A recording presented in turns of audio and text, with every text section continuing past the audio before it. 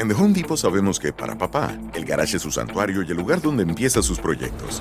Así que regálale más espacio con cajas de herramientas con ruedas y organizadores que se montan en la pared para que tenga todo a la mano. Y claro, nunca está de más regalarle herramientas nuevas para su colección. Como el combo Kid Ryobi de 2 herramientas con atornillador y taladro por solo $99. Este Día del Padre, encuentra herramientas de almacenaje con precios bajos garantizados en The Home Depot. Aplican exclusiones. Visita homedepot.com/price match para más detalles. True Scary Story is a podcast where people share their own terrifying encounters. It was actually chosen as a podcast of the month on Apple Podcasts' Dark Side collection, and also the top-ranking show on Spotify. Ghost stories, retelling of long-lost memories, and nightmares that seem a little too real. Come find us by searching for True Scary Story on your podcast app, or tell us your own encounter over on TrueScaryStory.com. I'll see you there.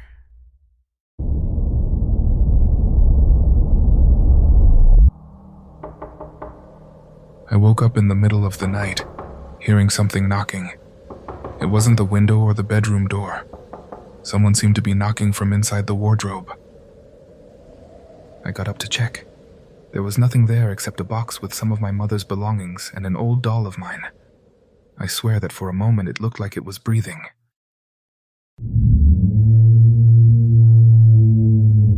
Dear community, the following story is very intense, and I want to ask a great favor of you.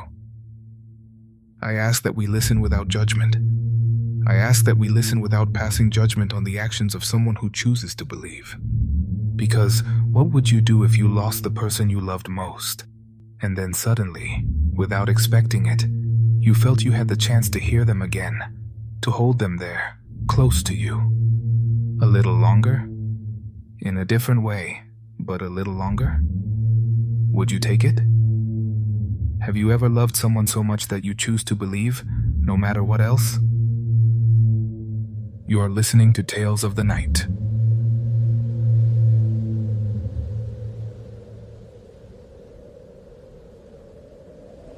I am writing this with her on my lap, with the doll. I feel that in some way I can write because she has given me the opportunity to do so. What I am about to share, my dear community, my dear Uriel, is very important to me. I share it with you because I know this is a community that does not mock.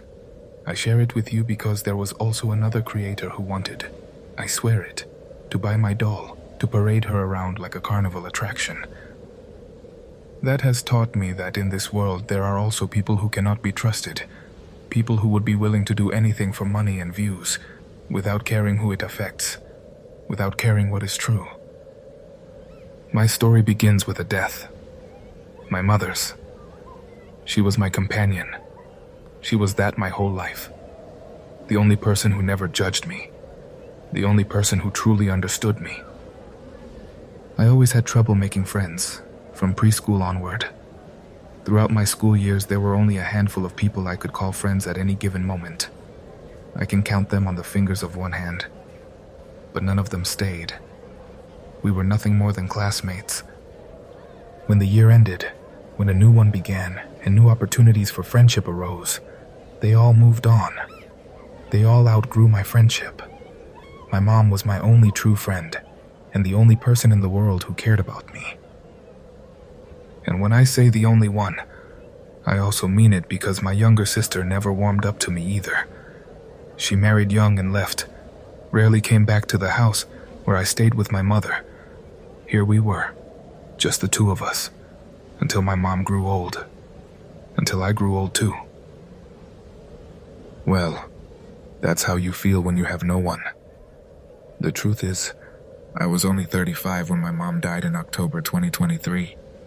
And from that point on, I truly understood what it means to be alone.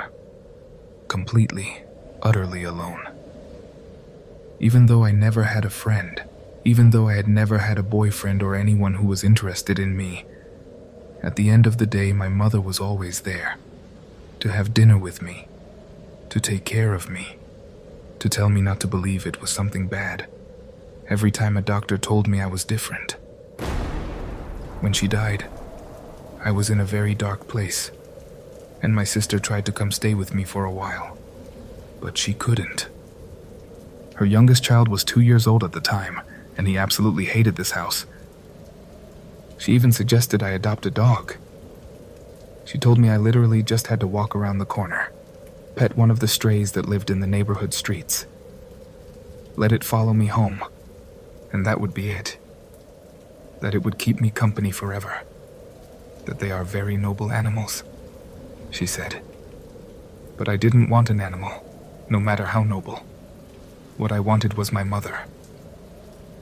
I started losing a lot of weight because I couldn't even eat. Her absence was enough to fill my stomach. And one night I went out. I walked to the cemetery half an hour from here, and without a word to anyone I went inside, and I went to see her. I begged in front of her grave that she not leave me alone, please. That she come back, even just a little. That she come back in whatever form she could. I fell asleep crying, just for a few minutes, but the cold woke me up along with the sound of the caretaker's dogs barking on the other side of the cemetery. I ran out, embarrassed at the thought of being seen, and rushed home. The whole way back I felt as though the cemetery dogs were following me, hunting for me. I heard barking wherever I went. Not ahead of me, but behind me. Truly as if they were following me. I ran home to hide, deeply ashamed, and I put on my mom's robe again, which I had been wearing to feel her close, to smell her scent. I made myself a strong coffee, like the ones she used to make me, and I went to lie down. Someone knocked at the front door, but it was very late, and at that hour nobody was out in the street, much less making their way into someone else's house. I thought it might be an emergency, so I opened the door without looking first. There was no one there, only a great deal of wind. Even though I closed and locked everything, that night I felt something very strange. I felt that when I opened the door, someone had come in. Maybe I didn't see them, not with my eyes, but I felt it, physically, that someone else was there, that there was someone with me in the house. The following days were very strange, because while I cannot say that there was anything supernatural, I did feel that presence. Truly, I no longer felt alone at all, and I even stopped wearing my mother's robe. I felt that something was there, her. And I began to talk to her. I began to go about my days in conversation with her, the way I used to call out to her when she was in another room, speaking loudly so she could hear me throughout the house, wherever she happened to be. I must have seemed crazy, I know that, but I felt good. For the first time since her death, I felt good. That night, as I was about to sleep, I finally said it out loud.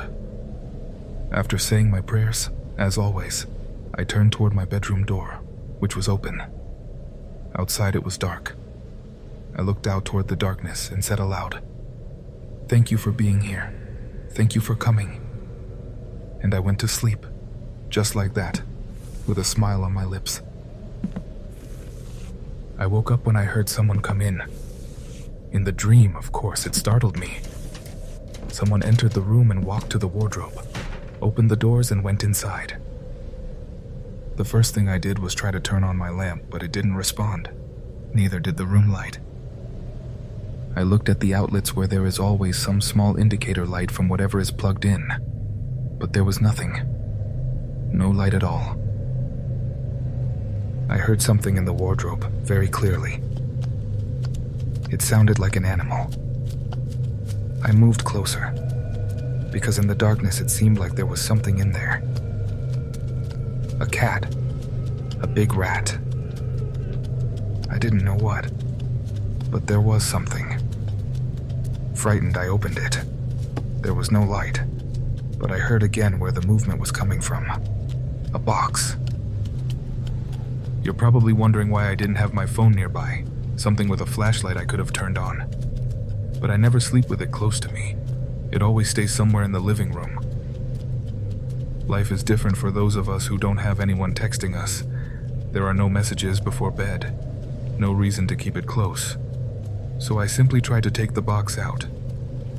I carried it to the living room trying to find light from the street, from the neighbors, but there was nothing. so I left it there and made my way back to my room in the dark. But then I heard the box dragging itself, little by little, down the hallway toward the room. I went out to see what it was, and after a few steps I tripped over the box. I picked it up again, and even though it was a bit windy, I went out to the patio to look through it. There was a full moon that night, enough light to look through things properly. There was old clothing of my mother's, sweaters, a shawl, a couple of broken decorations she should have thrown away, but kept for sentimental value, I suppose. And there, at the very bottom, as if hiding, I saw something. I swear on my mother that it almost seemed to be breathing. I took it out carefully. It was a doll of mine. I'm almost certain. I don't remember exactly where it came from, but I know it had been with me for a long time. It was always old and out of fashion, but being in that box among my mother's things made me think that perhaps it had been hers before mine. I had never looked through the contents of that box, and I truly didn't know how it had ended up in my wardrobe. But in that moment I felt it. There was something there, something close, something I was certain was my mother. I have seen in many programs that talk about these things that you must give permission to those from the other side to come through, to return. So I simply said aloud something that, well, I don't know. If you are going to read this aloud, Uriel, you decide whether to put a warning or skip this part, or let the listeners know to lower the volume on their devices in case they don't want these words to drift through the air of their homes and invite something they don't wish to welcome. But in my case, I did want it. In my case, I said the following clearly. I know you are here. Come through to this side. When I embraced the doll in that box full of my mother's things, I realized I was wearing her robe again. I hadn't even noticed I'd put it on before going outside. And there in the moonlight, holding her things in a box, I imagine I must have looked like a witch. Though of course I am not one, and I know nothing of such things, and I have never had any gift or ability. I simply no longer wanted to feel alone. I began carrying the doll everywhere, out to run errands in my bag. From that point on, I always had her with me, hidden so people wouldn't think I was crazy, though I'm sure someone must have overheard me talking to her at some point and thought I was talking to myself. But no one said anything, not even mocking me. I began sleeping with her beside me. And that, dear community, is where I understood that everything went far beyond coincidence. Because you see, the evidence kept growing that my mother was truly there.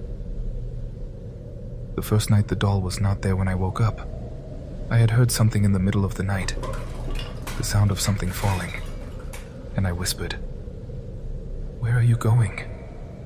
Almost expecting an answer, but there was no response. And yet the doll appeared in the morning, not on the floor but under the bed, right in the center, among shoes and things I keep stored down there, as if everything had been moved to make a hiding place. I found that very strange, and any doubts I might have had faded away, because the next night it happened again, and the one after that, and the one after that. No matter how much I wanted her to sleep beside me, I came to understand that the doll preferred the dark at night. So I set up a little space for her in the wardrobe. A blanket, a small cup of water, a cozy corner where I would tuck her in every night before saying goodnight. Then one night in the early hours, a voice woke me. A voice coming from in there. For a moment I wasn't sure if I was still dreaming, so I rubbed my eyes, sat up in bed, and listened carefully. "Martina," the voice called. "Can you hear me?" It was my mother's voice. I jumped out of bed and went to her, but before I could open the wardrobe, the voice told me, "No, don't open it. Just a little like this." I asked if it was her, or if I was really talking about the doll. Then, yes, I asked her if she needed the darkness to be able to speak to me. Yes, the darkness. It's better here. For now. better like this." I asked if she had missed me, and then she went quiet. There was no more communication for the rest of the night, nor the next, nor the next, until the third night, when her voice woke me again. I ran to her and once more spoke with her, asking a few questions from the other side of the door. She answered in a strange way, but I understood. I imagined she could hear my voice in the dark, distant, muffled, as if underwater. And that was why the answers were confused. She would go silent for days and then come back, and at some point she even asked me to bring her to my sister's house. I asked what she meant. Did she want me to bring the doll there? Yes, bring the doll. I asked whether I should tell my sister in case she wanted to talk to her, in case she wanted me to let her know she was there, but she said no, and then she said something more. "Alexis," she answered, her voice very strained in her last response of the night. Alexis was my nephew, the little boy I mentioned who was 2 years old when my mother died. Someone she had barely had the chance to be with, only very briefly. And in that sense, it seemed logical to me that she would want to see him. Someone she hadn't really known, but also someone at an age when they say children are very open to everything, to other planes, to seeing people who are no longer here. At least that's what I had heard. So the following morning I called my sister to ask about coming to visit, and she told me it would be better if she came to me. I told her it wasn't necessary, but that I wanted to see Alexis, that I felt I barely knew my own nephew, that I was missing out on him growing up. She asked me why. I said because I felt I'd barely known him. After a long, uncomfortable silence, she finally said yes, that they would come to see me. I went to tell my mother right away, feeling happy. I like to think I could help her settle her unfinished business. And perhaps that was why she was still here, because I don't believe I could have called her back if she hadn't already been close to the side in some way or another. When they arrived, I placed the doll in the living room, in plain sight, to see if my sister would notice anything, if something would feel familiar to her, if she might simply say, "There's Mom," or something like that. I had imagined many things, many possibilities. I simply wanted my sister to see her too. But when they came in, she walked past as if nothing were there. She glanced at the doll for just a second and sat down to ask how I was doing, how I'd been. She let Alexis run off to explore the house on his own. We sat and talked, and after a while we went to the kitchen to prepare something to eat. We left Alexis playing, and I let my mother watch him, in case she wanted to, I don't know, observe him, speak to him, make herself known somehow. But we had barely stepped away when the boy came screaming into the kitchen, saying there was a woman in my room. I tried to calm him down, knowing it was my mother, but the child wouldn't stop saying she was an ugly woman. Very, very ugly, with blotchy skin. I tried to calm them both down and told them that my mother was in the house, that she spoke with me. But of course, my sister took me for a lunatic. Still, the boy was crying so hard that my sister went to look in my room. And when she did, Alexis screamed at her, telling her where to look. He screamed what he had seen. The scream I heard from my sister is the most horrifying thing I have ever heard in my life. Then I remember, as if in slow motion, how she came running out, scooped Alexis up in one motion, and left through the front door, never to return. When she finally answered my calls later, and told me what she had seen, I didn't know whether to believe her, or whether it was fear speaking, her own imagination running wild. Alexis had screamed 2 words she could clearly hear. "Mama," under the bed. My sister went in fast, bent down, and looked in one swift motion. She told me afterward what she saw. Under there was a woman staring back at her with wide open eyes. Her face covered in splotches, with raw open wounds across her skin. She was combing the doll's hair, staring out without blinking, mouth wide open. She didn't let me explain further.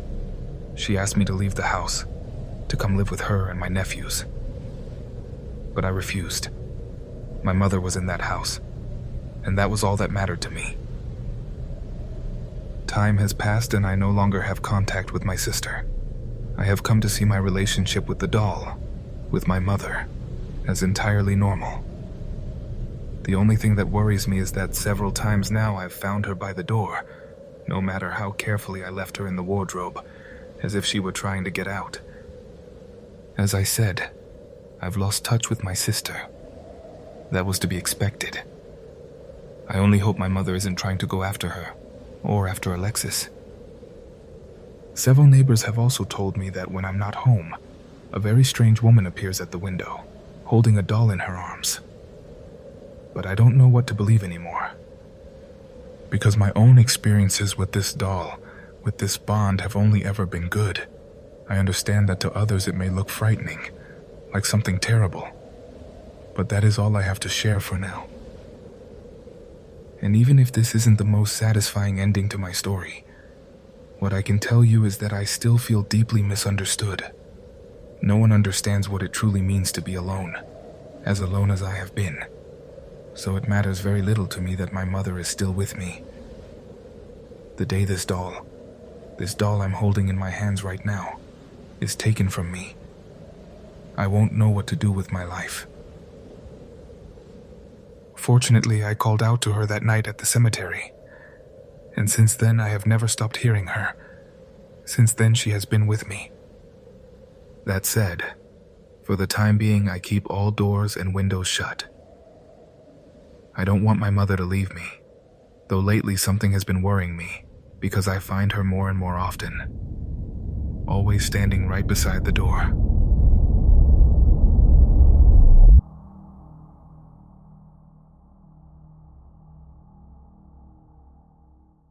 En The Home Depot sabemos que para papá, el garage es su santuario y el lugar donde empieza sus proyectos. Así que regálale más espacio con cajas de herramientas con ruedas y organizadores que se montan en la pared para que tenga todo a la mano. Y claro, nunca está de más regalarle herramientas nuevas para su colección. Como el combo Kit Ryobi de 2 herramientas con atornillador y taladro por solo $99. Este Día del Padre, encuentra herramientas de almacenaje con precios bajos garantizados en The Home Depot. Aplican exclusiones. Visita homedepot.com/price match para más detalles. True Scary Story is a podcast where people share their own terrifying encounters. It was actually chosen as a podcast of the month on Apple Podcasts' Dark Side collection, and also as a top-ranking show on Spotify. Ghost stories, retelling of long-lost memories, and nightmares that seem a little too real. Come find us by searching for True Scary Story on your podcast app, or tell us your own encounter over on TrueScaryStory.com. I'll see you there. Why spend thousands on a basic will when you can get access to legal help for around $1 a day? With Legal Shield, you can put a full estate plan in place, including a will, health directives, and powers of attorney to help protect your family and hard-earned assets. Sign up today at LegalShield.com and get 10% off our annual plans. It's finally simple and affordable. Legal Shield. Real lawyers, really affordable. Sign up at LegalShield.com. That's LegalShield.com. Legal Shield does not provide legal representation or advice. See a plan for complete terms.